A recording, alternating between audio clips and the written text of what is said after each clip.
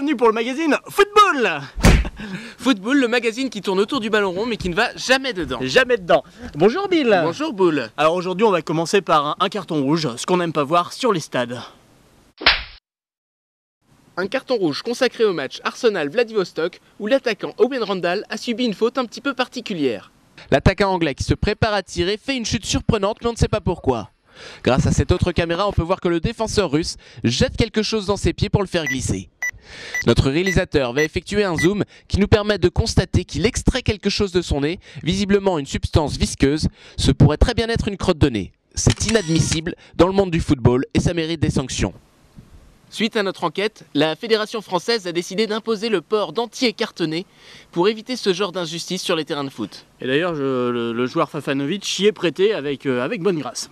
Ah, c'est sûr, on respire moins bien, mais au moins ça évite de faire des fautes. Hein. Ouais, c'est vrai. D'accord. Feuille de match à présent, on connaît la disposition des différentes équipes nationales pour les phases éliminatoires du mondial. On regarde ça en images. L'équipe de France garde une disposition classique en 4-4-2, une défense à plat, un milieu très neutre et deux attaquants de pointe. Intéressons-nous maintenant au Brésil, grand favori qui joue ici la carte de la non-agression, une disposition qui semble vouloir dire on ne fera pas de faute alors n'en faites pas sur nous. Finissons par la disposition la plus offensive, c'est celle de la Belgique qui, vous le voyez sur ces images, opte pour un attaquant de pointe qui risque de faire souffrir bien des défenses. Cela démontre un certain doigté du sélectionneur. Souhaitons bonne chance à toutes ces équipes qui, on l'espère, se qualifieront pour le mondial 2006. Reportage à présent, vous connaissez leur voix, ils commentent les matchs de foot. Mais qui sont réellement ces hommes de l'ombre? Nous avons envoyé 2 commentateurs pour commenter ces commentateurs qui commentaient un match de foot. Bon, c'est un peu compliqué, c'est l'arroseur arrosé, mais vous allez tout comprendre avec ce reportage Football. Bonjour et bienvenue au Stade du Sanglier pour cette affiche de la journée, le match de commentateurs que va tout de suite vous présenter notre ami Robert. Bonjour Robert. Bonjour Philippe, oui effectivement un match qui s'annonce très fort avec 2 commentateurs expérimentés. Absolument, à ma droite vous voyez Thierry Mollardi avec une chemise magnifique, bien repassée.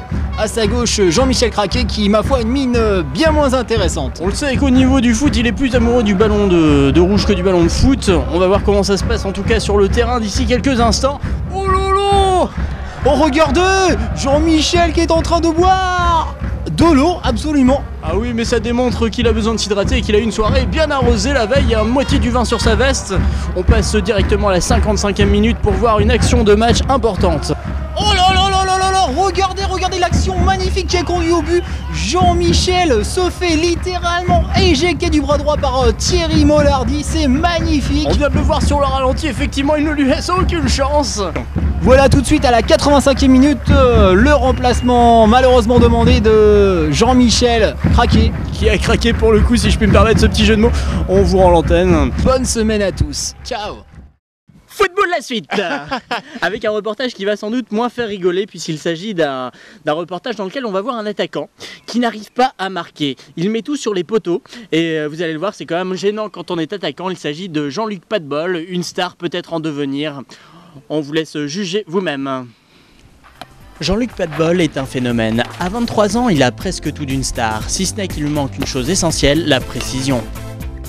Jean-Luc n'a jamais marqué, ses tirs viennent toujours se loger dans les poteaux. C'est peut-être pour ça que le public vient en masse, il vient pour admirer le phénomène de foire. Et il n'y a pas que le public qui en demande, les annonceurs aussi. Et Jean-Luc enchaîne publicité sur publicité. Si vous voulez une bonne clôture de jardin, faites confiance à Jordi Malin. Comme moi, il n'aura tout jamais les poteaux. Depuis peu, Jean-Luc fait également des bars, sûrement l'occasion de s'associer à une marque d'alcool. Alors bonne barre Jean-Luc et à bientôt dans les stades. Football s'achève, on vous donne rendez-vous la semaine prochaine pour un nouveau numéro où nous plongerons dans les poubelles de vos joueurs préférés. Au revoir.